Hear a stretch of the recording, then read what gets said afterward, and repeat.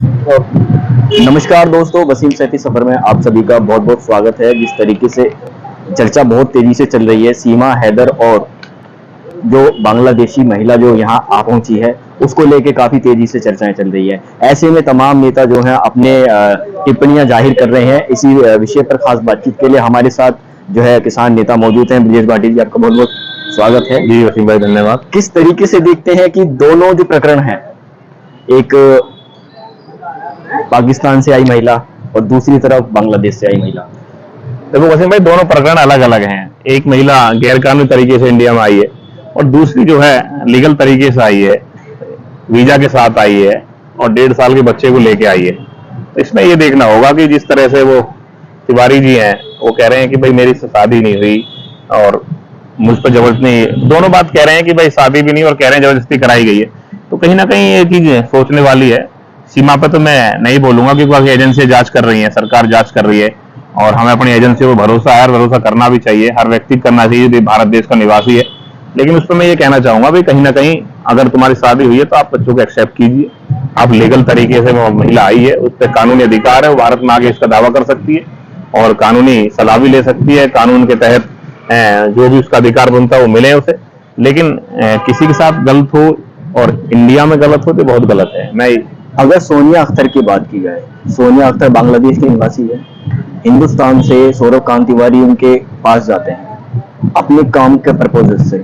वहां काम करते हैं 2017 में, तकरीबन 5 साल रहते हैं वहां। फिर उससे शादी करते हैं। शादी के दरमियान में वो जो उसकी वाइफ है, वो ये खुद कहती है कि इन्होंने मुझे पहले प्रपोज किया, उसके बाद में फिर इन्होंने जो है, मैंने उनसे ये बोल दिया कि अगर आप मुझसे शादी करना चाहते हो तो आप अपना मजहब चेंज कर सकते हो क्या।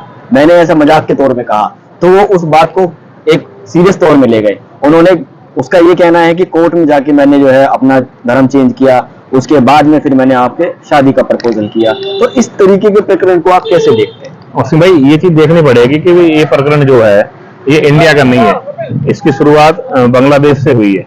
तो बांग्लादेश में जहां वहाँ कानून है, कानून के तहत जो भी चीजें वहां हुई है तो वहां हमारी इंडिया की एजेंसी जांच कर सकती है। और मैं तो एक चीज क्लियर ही कर देना चाहता हूँ कि ये महिला लीगल तरीके से आई है इंडिया में, तो इसका विरोध मैं इसलिए नहीं करना चाहता कि अगर गैर कानूनी और सरकार के जो नियम उनको तोड़ के आती, जिस तरह सीमा हैदर आई है, तो अलग बात थी। तो मेरा कहने का मतलब ये है कि भाई अगर उसकी कानूनी तौर पर जो भारत सरकार मदद कर सकती है और जो उसका अधिकार बनते हैं तो उसको मदद करनी चाहिए और उस बच्चे को और उस महिला को उसको न्याय मिलना चाहिए। उसका जो बेटा है, 1.5 से 2 साल की तकरीबन उसकी उम्र बताई जा रही है, वो बेटा भी वो अपने साथ लेके आई है। वहीं सीधा भारत जब वो आई, सीधी दिल्ली से फ्लाइट वो पकड़ के सीधा वहां पहुंची घर पे, तो उस महिला को बाहर निकाल दिया गया। जो उसके साथ में उसकी पत्नी, पुरानी पत्नी रह रही है, रचना तिवारी, उसने और सौरभ कांत तिवारी ने उनको घर में घुसने से साफ मना कर दिया। देखो, ये तो एक सीधा सा पहलू है। मैं पारिवारिक व्यक्ति हूँ, अगर मेरा परिवार है, कोई महिला अगर आएगी तो कोई भी घर इसको एक्सेप्ट नहीं करेगा। लेकिन उन परिवार के लोगों को ये भी देखना चाहिए कि भाई हमें उसका पहलू क्या है, किस कारण से वो आई है, क्या उसकी परेशानी है, क्या तुम्हारा परिवार कोई व्यक्ति उसमें इन्वॉल्व है। अगर वो बता रही है कि मेरी शादी हुई है तो उसको भी उनको ध्यान रखना चाहिए। ये बड़ा सेंसिटिव मैटर है, इससे आपको बात करनी पड़ेगी बैठ के उन लोगों से, उनके परिवार का। आप लोगों ने इंटरव्यू लिए हैं, ठीक है, तो आपको ज्यादा उसके बारे में पता होगी। लेकिन मैं तो यही कहूंगा कि भाई अगर वो लीगल तरीके से आई है और उसका एक बच्चा भी, तो उसके जीवन को, उस महिला का जीवन खराब नहीं होना। सोनिया अख्तर से कल हमारी बात हुई थी जी, उसकी लॉयर से भी हमारी बात हुई है, तो उनका जो लॉयर है उनका भी साफ तौर से कहना है कि यहाँ पर जिस तरीके से इसने एक तरीके से फ्रॉड किया। सौरभ कांत तिवारी ने 2 महिलाओं की जिंदगी को लेकर एक महिला के साथ फ्रॉड कर दिया। एक तो पहली बात ये कि उसने ये बता दिया कि जो उसकी पुरानी पत्नी है उसका इंतकाल हो गया, फिर उसके बाद में कुछ समय बाद बताता है कि उसकी पत्नी जिंदा है।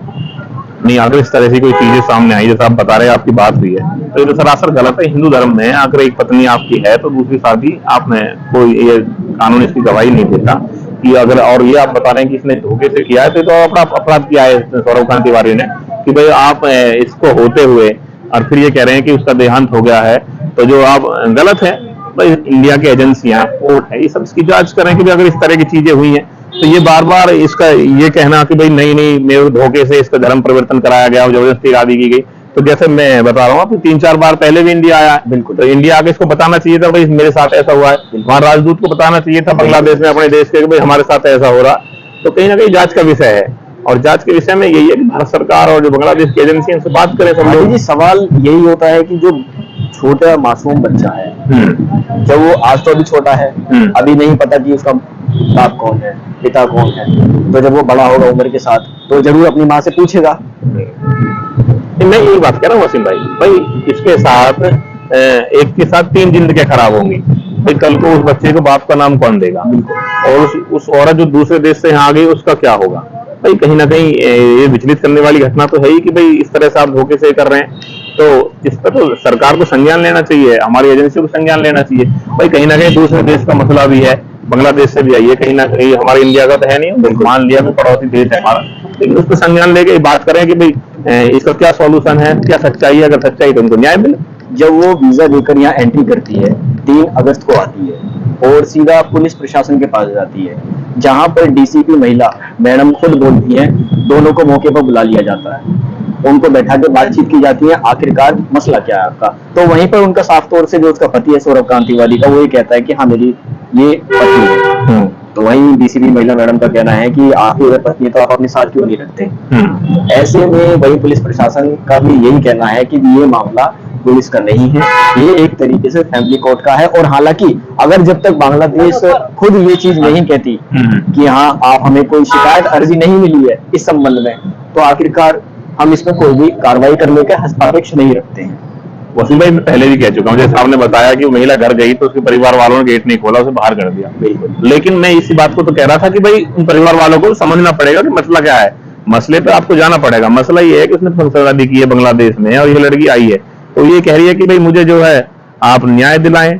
तो उसके परिवार को पता लग रहा है, तो परिवार के लोग, फैमिली मैटर तो सच्चाई हो ही गया है। जब आप बता रहे हैं उसने एक्सेप्ट भी किया है कि मेरी पत्नी है, तो सरासर उसको न्याय मिलना चाहिए। ये आप इस बात से नहीं इसको एक ठुकरा सकते कि मेरे साथ जबरदस्ती धर्म परिवर्तन हुआ, मेरे साथ जबरदस्ती इन लोगों ने किया।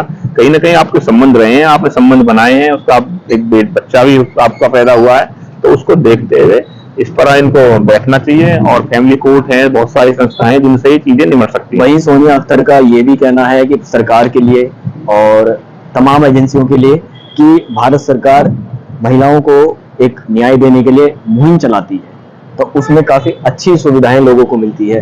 तो उन्होंने खुद तारीफ की है कि उत्तर प्रदेश सरकार में जिस तरीके से मुखिया योगी आदित्यनाथ है, तो हर तरीके से महिलाओं के साथ है। तो मुझे ये भी उम्मीद है कि मेरे साथ इस हुए अन्याय को लेकर मुझे न्याय की उम्मीद है। देखो इसमें सच्चाई है, इसमें कोई दो राय नहीं है। हमारा भारत देश ऐसा है जो हर व्यक्ति के साथ न्याय, हमारी कानून व्यवस्था ही ऐसी है, भी कभी नहीं चाहती तो बाहर का हो या इंडिया का हो किसी का न्याय हो। हमें, मैं किसी भी संगठन से जुड़ा हूँ, लेकिन अपने देश के प्रति हमें सचेत रहना चाहिए। हमारे प्रधानमंत्री हो या हमारे मुख्यमंत्री हो, वो कभी भी ये नहीं चाहेंगे कि बाहर से आई महिला का गैर अपमान हो या उनकी कोई परेशानी हो।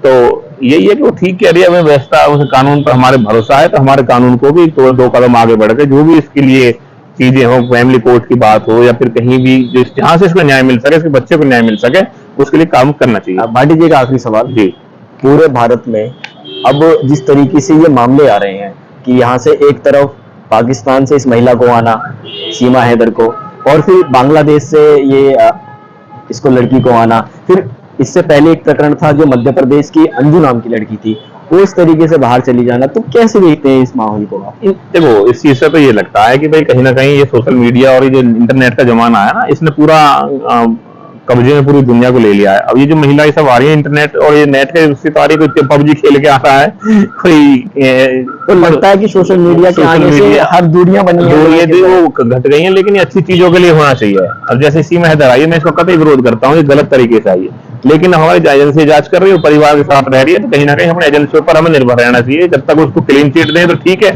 नहीं है तो गलत है तो उसको भेजें। मैं इसका पक्ष में विपक्ष में नहीं, लेकिन अगर वो ठीक है और वो प्यार में आई है और हमारी सरकार को, हमारे देश को कोई खतरा नहीं है, तो उसको मैं समर्थन करता हूँ, इंडिया में रहनी चाहिए। तो ये थे हमारे साथ ब्रजेश भाटी, जिनका साफ तौर से कहना था कि तमाम जिस तरीके से ये पहलू हुए हैं उन पर जो है सरकार, जो एजेंसियां काम कर रही हैं, वो अपनी उस नतीजे तक पहुंचेंगी।